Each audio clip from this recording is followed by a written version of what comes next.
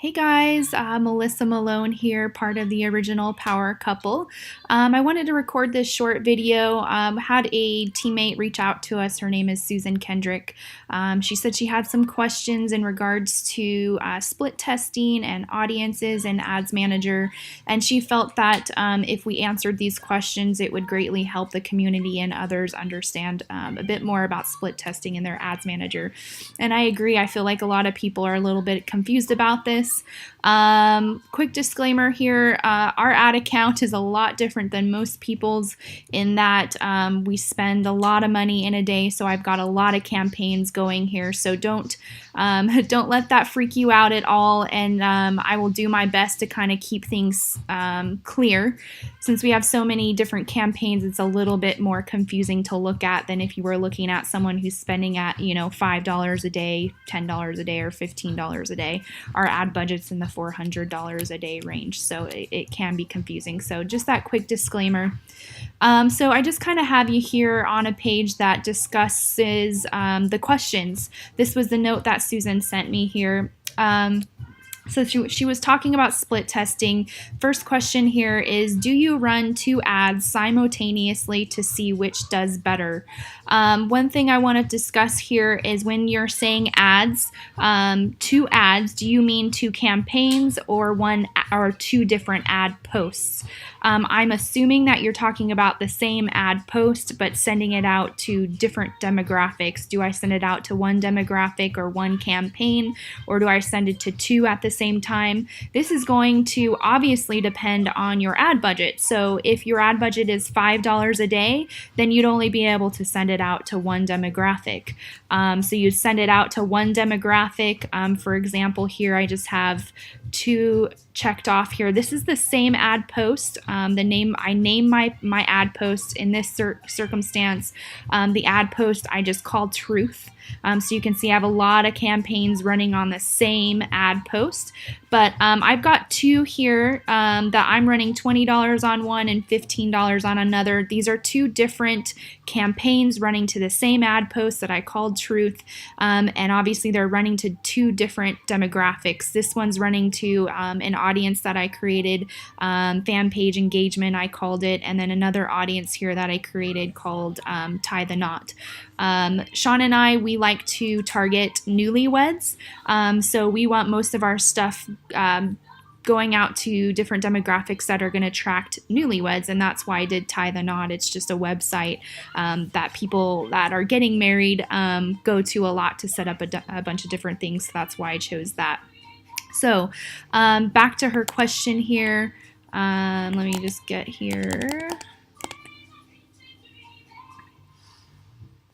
So, do you run two ads simultaneously to see which one does better? So again, if you were running $5, you can only do one at a time and then watch your metrics to see how it's performing.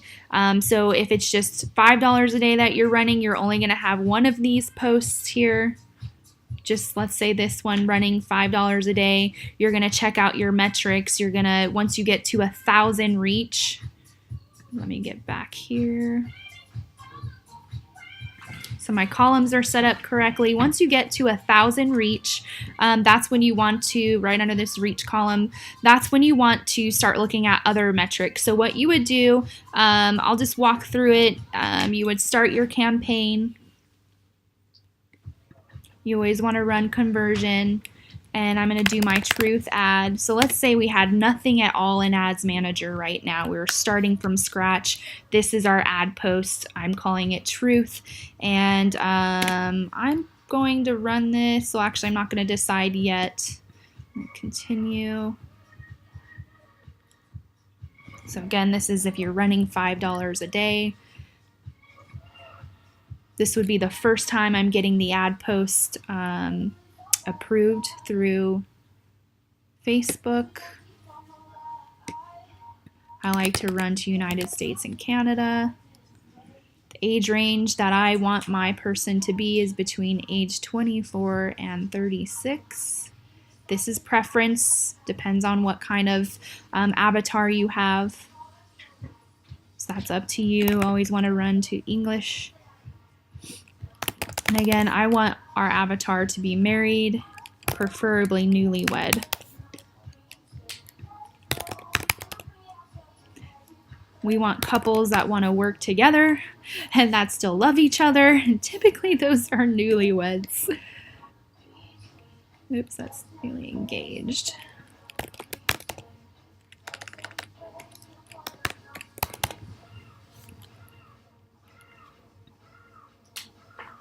You can see here, just make sure that it says demographic life event, because this means they actually are newlyweds, because you can see here that there's also an interest newlyweds. That does not mean they're newlywed. It means these people have interests in being a newlywed. So make sure it's an actual life event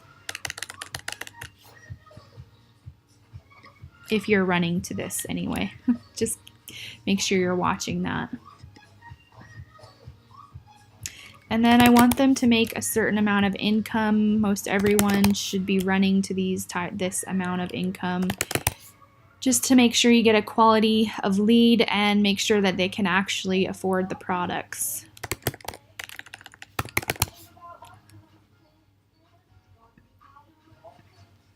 All right, again, so we want newlyweds. So this one I'm gonna run to like different places that you could register at for like your bridal party or anything like that.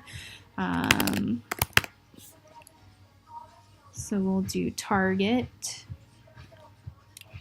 and West Elm.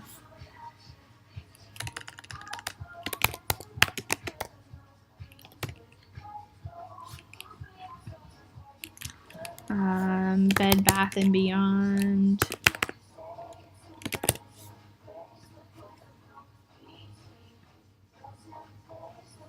Alright, you could put more and more in here, and the more that you put in here, the higher your potential reach is going to go.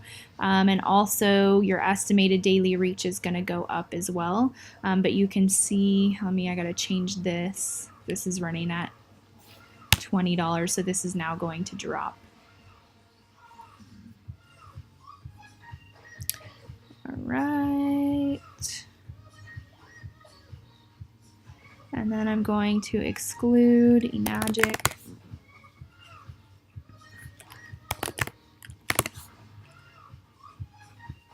And Kangen.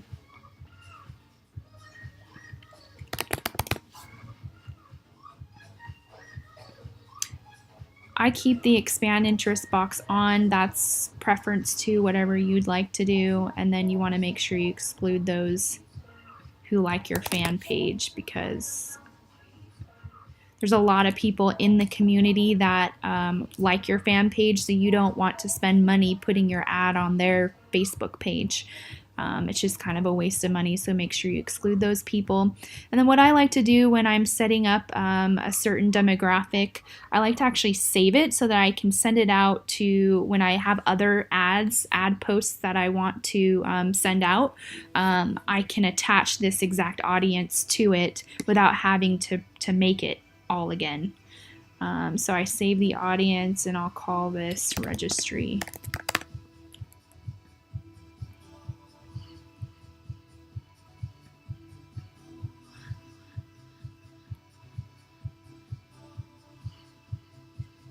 I just want those two on, so we're good there. It says that I have a 720 daily reach, which I think sometimes there's something going on with this area here and it's not correct. I highly doubt it's going to reach 720 people in a day for $5. It's probably closer to 150 to 250.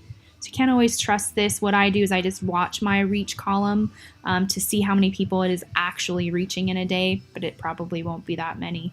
All right, so this is the first time, not really, but let's say you're just starting. This would be the first time you're getting the ad post approved. So here we go. It's existing. Everyone should know how to do this.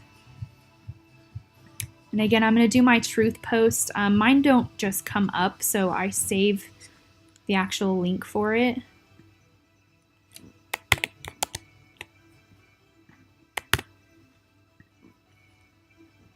All right, that's my post, and we're going to confirm.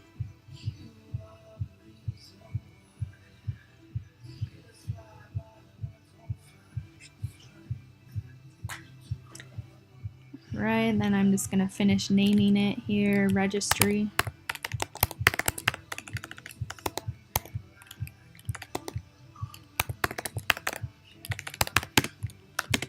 $5. So I just like to put how much I'm spending on it so I can know how much I'm spending and not have to actually open this up to find out.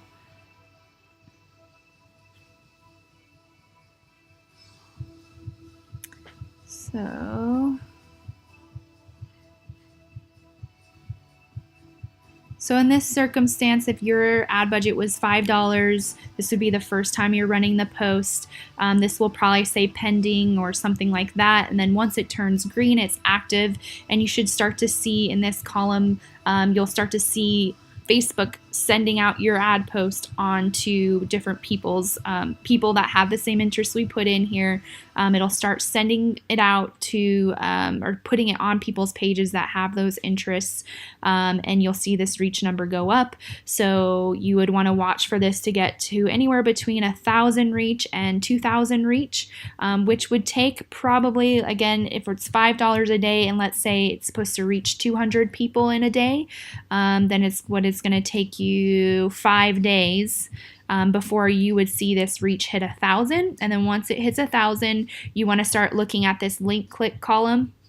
You want this to be under $2.50. Sorry, the cost per unique link click column you want under $2.50, and then after that, as long as it's under that, you're going to start looking at your results column or website leads column. It's the same thing, and you want to make sure that you've got leads in here. If you don't, then it's the campaign is not performing. You would just click it off, and then you would send this same ad post, which is the truth ad post, out to a completely different demographic. So the only thing that I would keep the same is the income, and of course we want newlyweds, so I would still want married and newlywed in there. And then in another box I would choose something else like brides, grooms, bridesmaids, all in one other box, something that would be appealing to a newlywed. Then you would also, after you get the 1,000 to 2,000 reach, if you have leads and unique link clicks, you would go to your cost per result column. You want this to be typically under $2.50. Again, this is going to vary for different people. Now, if your ad budget's $5 a day, you want to have this cost per lead column even less because you don't have a lot of money you're putting out there in a day. So if you say $2.50 is your target range of what you want your cost per lead to be, then you're going to get 2 leads a day.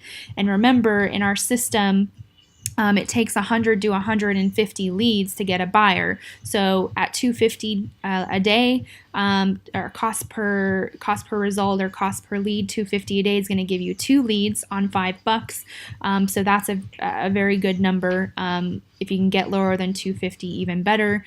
So it's going to take you about 50 days or more to get a buyer at that rate. Now, if you're not getting $2.50, you probably would want to just turn this off and then again send it out to another demographic. And let's just say, so you would toggle it off and then you would start with something like this. I'll just show you where we're running this one too. So you can see here 24 to 36, exclude Kongan and Enagic. Same thing here, married, newlywed. I've got my incomes in here, and then the must also match these different interests, tie the knot, inside weddings, or the knot. So basically it's just websites that have to do with weddings. So then I would send it out to this one, rinse and repeat. Watch the reach column, watch the unique, what it's costing you to get a unique link click, and what it's costing you to get costing you to get a lead. So that's how you would kind of run it on $5 a day. Now, if I were doing $10, if my ad budget was $10 a day, I would start that one that you saw below called registry, to different registry places. I'm going to just click it. And then I would, once it says that it's active, because again, this is the first time you're running the post, once it says it's active, then I would run another one, let's say this one. So I'd have both of these running at the same time. I'd be checking my metrics and making sure that I'm getting a good cost per lead. What I would do at that point is I would, let's say, let me get one that has numbers, so we're not going to look at this one anymore. Let's say I sent this one and this one out at the same time. We will look here. They're getting almost the same cost per unique click, the price of it. This one is getting a better cost per lead. So what I would do in this scenario is I would keep this one and I would turn this one off. Let's just go ahead and do it because I'm actually not happy with this one. So you would toggle that one off, and at this point you would only have this one running, but your ad budget's $10. So then I would go ahead and create a new campaign with completely different demographics. Let's say this is the one we do. So we just have these two now running. This one is going to be basically your it's going to be what you have that's performing the best. And so now we're going to try to beat this cost per result. So this one's $4.58. So I would then run this one, show you what I'm running it to. It's completely different type of demographics, but it still has newlywed in it because again, that's our avatar. So newlyweds. And then I have this one running to technology early adopters with income and excluding a Nagic. Same.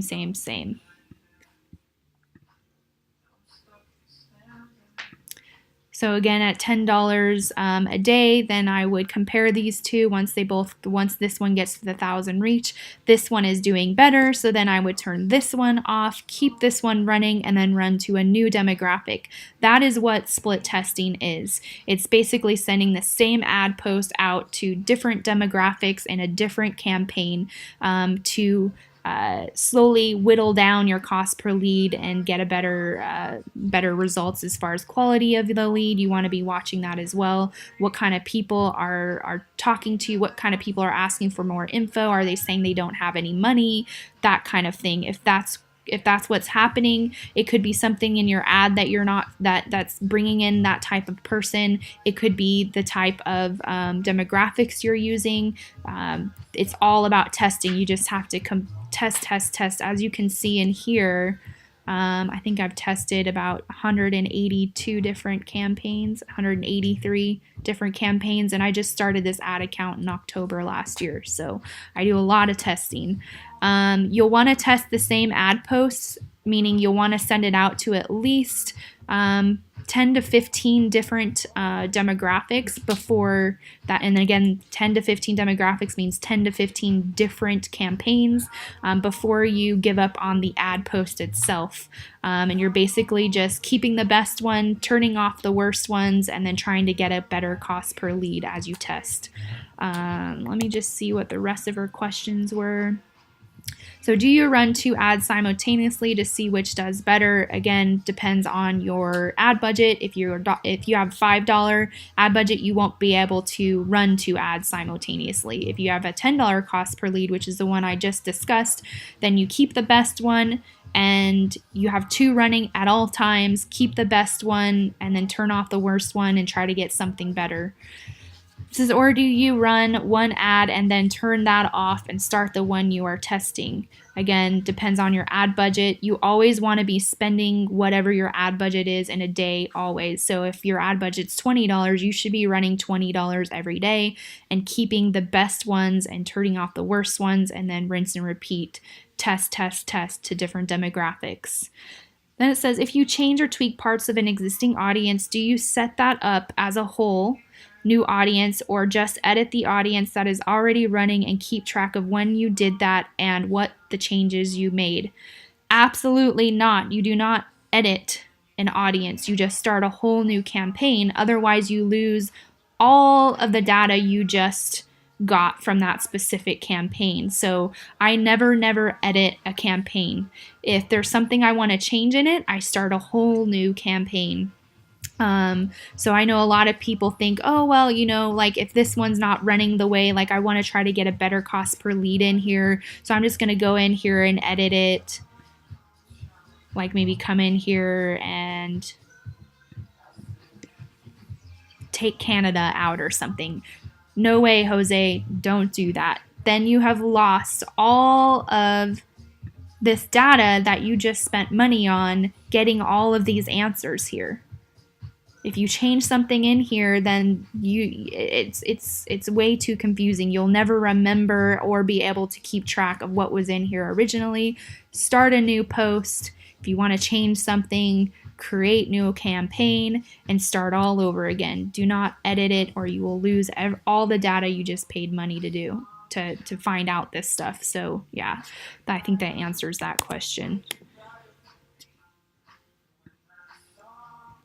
All right, let's see here. How different are each of the audiences you test, or are you making minor adjustments? So I kind of just showed that. Again, depends on your avatar. I always want newlyweds, so I never change that part of it. But I do send it out to different interests and all kinds of stuff. I'll just kind of give you some examples of ones that I've sent out.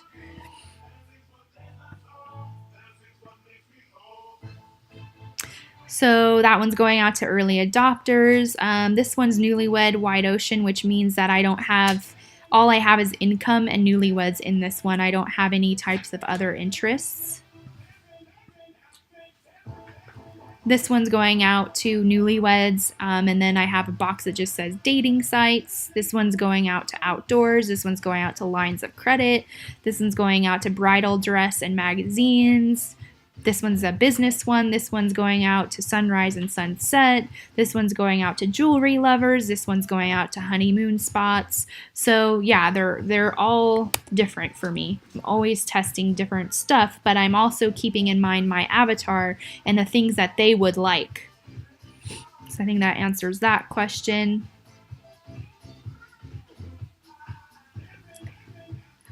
Okay, a quick refresher on what you guys recommend as the current best practices would be. I'm sure other people would appreciate it as well. What is the process, the steps, the checklist for fine-tuning ads, audiences to dial into what works and keep doing that? All right, so I think I kind of discussed that. It's all about testing. You never ever know what's going to work until you test it. So any ideas of different demographics to send your ads out to, do it. Send it out, see what works. It's different for everybody. It's not going to work for everyone. Also, depending on how well your ad post matches the demographic you're sending it out to. Like if you have an ad that's about, I don't know, something womanly like makeup, and you're sending it out to men, then obviously it's not going to do well.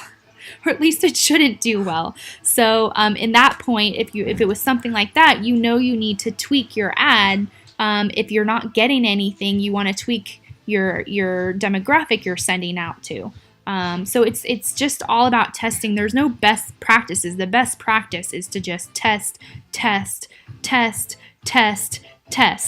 Now, what I can say is if you, again, we'd like to put each ad post, I send it out to way more because I know my ads are performing. But with this truth ad, you'd want to send it out to at least 10 to 15 demographics, meaning 10 to 15 campaigns.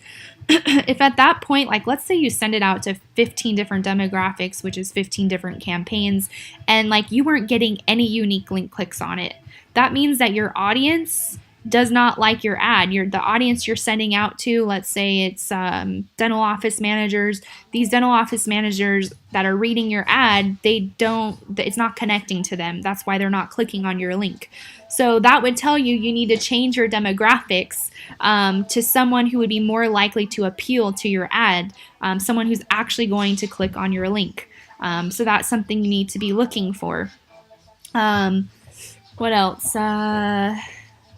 Yeah, I think that's about it. Let me just look at the question again here and see if I can answer it any better.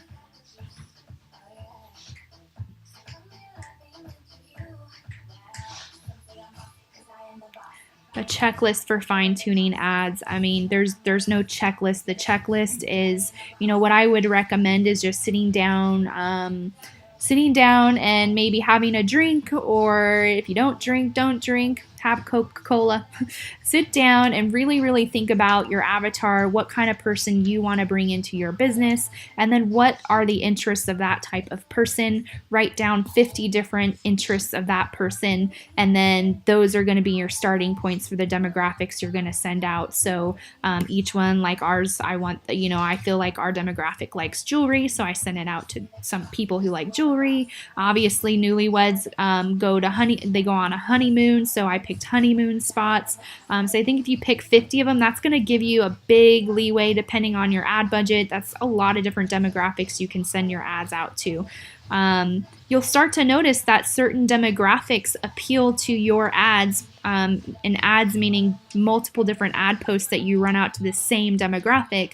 Some of them are going to appeal to it more than others. So that is, again, why it is so important not to edit any of your audiences, because these metrics are going to help you understand the audiences that appeal to your type of ad posts the most. If you're going in and you're editing stuff, you will never have that original data. But by creating new campaigns, you will always have the original data.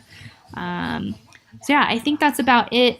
Susan, I'm going to send this to you and just confirm with you that I've answered all of your questions. And then I'd be happy to post this on the Laptop Lifestyle page to see if it would help anyone else. But hopefully that helps. We will talk soon.